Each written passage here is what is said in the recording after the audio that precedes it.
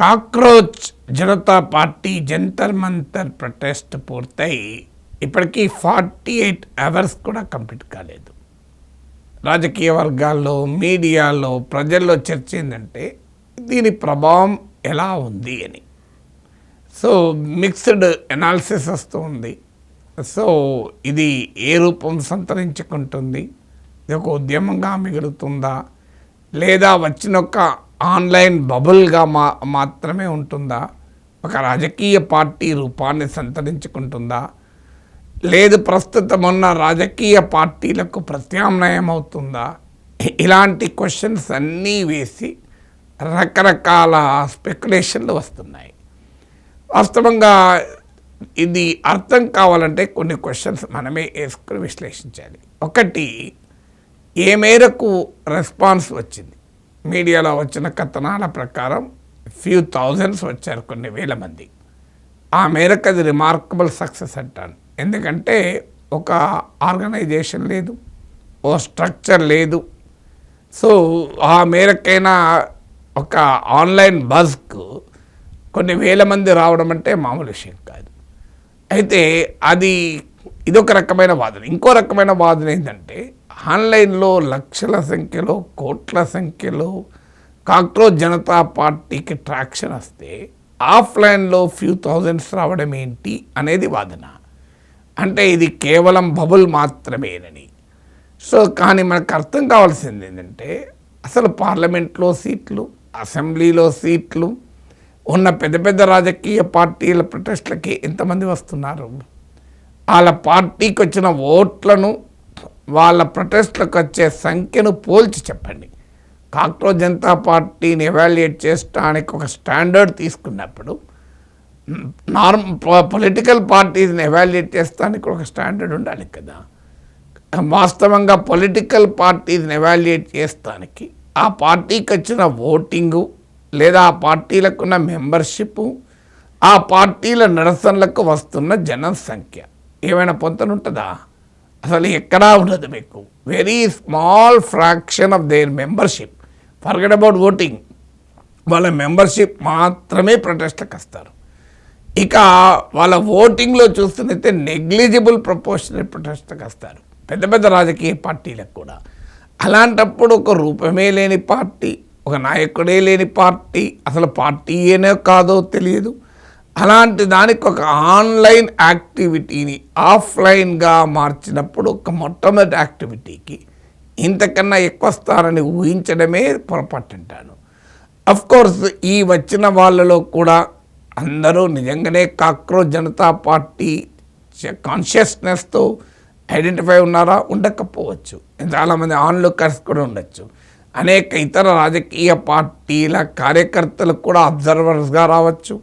కాస్త politics, news consciousness ఉన్నవారు curiosity driven response కూడా ఉండవచ్చు. So it can be a combination of several things. Cockroach Janata party అనే భావనతో అట్రాక్ట్ అయిన జనం కావచ్చు, వివిధ రాజకీయ పార్టీలలో యాక్టివ్గా ఉన్నవారు దీన్ని ఏదో చూద్దామనే వారు ఉండొచ్చు, జనరల్ పబ్లిక్లో కూడా కాస్త న్యూస్ కాన్షియస్ ఉన్న పబ్లిక్ కూడా రావచ్చు. అందువల్ల ఈ రెస్పాన్స్ను చూసి మనం ఏ రకమైన కంక్లూజన్ చేయడము కరెక్ట్ కాదు. ఇక రెండవది ఏంటి, వాట్ నెక్స్ట్? ఇప్పటి వరకు వాళ్ళు అధికారికంగా ప్రకటించింది ఏంటంటే మేము టైం ఇస్తున్నాం కేంద్ర ప్రభుత్వానికి, ప్రధానమంత్రికి ధర్మేంద్ర ప్రధాన్ను తొలగించాలి లేదా రాజీనామా చేయాలి. సో ఈ డిమాండ్ కనుక ఆమోదించకపోతే మేము తదుపరి యాక్షన్ మాత్రం ఉంటుంది. అది ఏ రూపంలో ఉంటుందో ఇంటర్నల్గా డిస్కషన్స్ అయినాక వీ విల్ అనౌన్స్ అని చెప్తున్నారు. సో పొలిటికల్ పార్టీ యాక్టివిటీసే ఒకరోజు యాక్టివిటీ చేసి తర్వాత నెక్స్ట్ ఫేజ్ ఆఫ్ యాక్షన్ ప్రకటిస్తారు. ఇక పార్టీ కాని పార్టీ, రూపం ఉందో లేదో తెలియని పార్టీ, అది మూమెంట్గా ఇంకా ఒక స్ట్రక్చరే సంతరించుకోలేదు, ఇంతకన్నా ఏం చేస్తారు?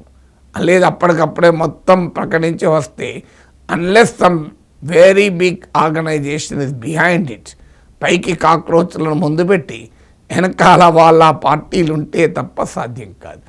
అందువల్ల తమ యాక్టివిటీ తాము మళ్ళోసారి ఆలోచించుకొని వస్తామని చెప్పడం ద్వారా దీని వెనకాల ఒక పెద్ద ఆర్గనైజేషను, పెద్ద ప్లాన్డ్ వ్యవహారము ఉండకపోవచ్చు అని కూడా అనుకోకూడదా? అందువల్ల వారి నెక్స్ట్ ప్రోగ్రామ్ ఆఫ్ యాక్షన్ను ఇప్పటికిప్పుడు ప్రకటించలేదు అన్న విమర్శలో ఔచిత్యం లేదు. ఇది రెండవ పాయింట్. ఇక మూడవ పాయింట్ ఏంటంటే, ఇది పేపర్ లీక్స్కే పరిమితం అవుతుందా లేదా విస్తృతమైన ప్రజా కార్యాచరణగా మారుతుందా? ఎస్, ఇమీడియట్గా పేపర్ లీక్స్తో మొదలైంది. నెక్స్ట్ ఏ ఇష్యూస్ని తీసుకుంటారు, ఏ డిమాండ్స్ని తీసుకుంటారని కాక్రోచ్ జనతా పార్టీ ఆన్లైన్ మూమెంట్గా మొదలైన రోజు కేవలం పేపర్ లీక్స్ రైజ్ చేయలేదు. వారి ఉమెన్ పొలిటికల్ ఎంపవర్మెంట్ రైజ్ చేశారు, పొలిటికల్ డిఫెక్షన్స్ రైజ్ చేశారు, ప్రభుత్వ మీడియాను ఇన్ఫ్లుయెన్స్ చేసే విధానాన్ని రైజ్ చేశారు, న్యాయ వ్యవస్థ ప్రభుత్వ పాలిటిక్స్తో ఉండేటువంటి రిలేషన్స్ పైన క్వశ్చన్ రైజ్ చేశారు. So leaks, examination paper leaks was only one issue. అది ఇమీడియట్గా యూత్లో యాంగర్ ఉంది కనుక, ఫ్రస్ట్రేషన్ ఉంది కనుక దాన్ని బహుశా ఇష్యూగా తీసుకున్నారు తప్ప ఈ కాక్రోచ్ జనతా పార్టీ పేపర్ లీక్లకు వ్యతిరేకంగా పుట్టిన ఉద్యమం కాదు. ఇది రాజకీయ జవాబుదారీతనం, పొలిటికల్ అకౌంటబిలిటీని డిమాండ్ చేస్తూ యంగర్ పాపులేషన్ రైజ్ చేసిన ఒక రణ నినాదం. అందువల్ల దీన్ని పేపర్ లీక్స్కే పరిమితమైందని మనం ఏ రకంగానూ అనుకోవాల్సిన అవసరం లేదు. మరి ఇదే రకమైన స్పాంటేనియస్ యాక్టివిటీ ఉంటుందా? సాధారణంగా ఒక అంశం పైన ఒక యాక్టివిటీ జనరేట్ అయినప్పుడు ఉండే ఊపు ప్రతి సందర్భంలోనూ ఉండాలని లేదు. అందులో ఇప్పుడు ప్రజలు సోషాలజీ ఆఫ్ ప్రొటెస్ట్ అండ్ మనం పొలిటికల్ ఎకానమీ ఆఫ్ ప్రొటెస్ట్ చూస్తే చాలా మార్పు వచ్చింది. ఒకప్పట్లాగా ప్రజలు స్పందించడం లేదు. మీరు ఒకప్పుడు పెట్రోల్ ధరలు కాస్త పెరిగితే మామూలుగా జనం బయట మీదకి వచ్చేవారు కాదు. ఇప్పుడు ఆ రకమైన ఇష్యూస్కు కన్నా కూడా కులమో మతమో అంటే ఎక్కువ మంది వస్తున్నారు. So even establish political parties మూమెంట్లకు కూడా స్పాంటేనియస్ పట్టుకు రావడం లేదు. ఐడెంటిటీ మూమెంట్స్కి మాత్రమే జనం వస్తున్నటువంటి రోజులు. అందువల్ల ఇది ఏ ఐడెంటిటీ లేని కాక్రోచ్లకు ఇంతకన్నా ఎక్కువ జనం ప్రతిదానికి రావాలని రూల్ ఏమీ లేదు. సో మన నాలుగవ ఫ్యాక్టర్ ఏంటంటే, మరి ఇది ఏంటి, what is it's political impact? అదేమి రాజకీయ పార్టీగా రూపాంతరం చెందలేదు, ఎలక్షన్లో పోటీ చేస్తామని ప్రకటించలేదు, అసలు ఇంకా రంగు రుచి వాసన పూర్తిగా ఎమర్జ్ కాని ఒక ఐడియాను పట్టుకొని మీరు పొలిటికల్ ఇంపాక్ట్ ఏంటి, ఎలక్టోరల్ ఇంపాక్ట్ ఏంటంటే ఎవరేం చెప్పగలుగుతారు? ఒక్కటి మాత్రం నిజం, ఒక న్యూ కదలికను మాత్రం రాజకీయాల్లో తెచ్చారు. ఇప్పటి వరకు అపోజిషన్ చీలికలతో డిఫెక్షన్లతో మేనేజ్ చేసి, మీడియాను అస్మదీయులతో నింపి, సోషల్ మీడియాను తన చతురంగ బలాలతో స్వాధీనం చేసుకున్న, కేంద్రంలో అధికారంలో ఉన్న వారికి సివిల్ సొసైటీ రూపంలో కొత్త ఛాలెంజ్ మాత్రమే ఎమర్జైంది. ఈ ఛాలెంజ్ను ఏ రూపం సంతరించుకుంటుంది? ఈ ఛాలెంజ్ ఒక పొలిటికల్ పార్టీ అవుతుందా, లేదా కొత్త రాజకీయ పార్టీలకు అంకురార్పణ అవుతుందా, ఉన్న ప్రతిపక్ష పార్టీలను స్ట్రెంథెన్ చేస్తుందా, ఇది ఏదీ లేకుండా కొంతకాలానికి ఫిజిల్ అవుట్ అవుతుందా? ఇవన్నీ ఇప్పటికైతే క్వశ్చన్స్. భవిష్యత్తులో జరిగే పరిణామాలే మనకు వీటికి ఆన్సర్స్ వస్తాయి.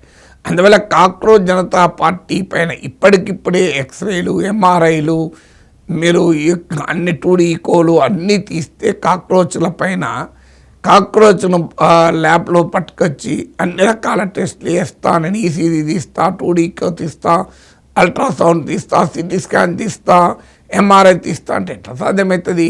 Let it settle down, let the cockroaches settle down.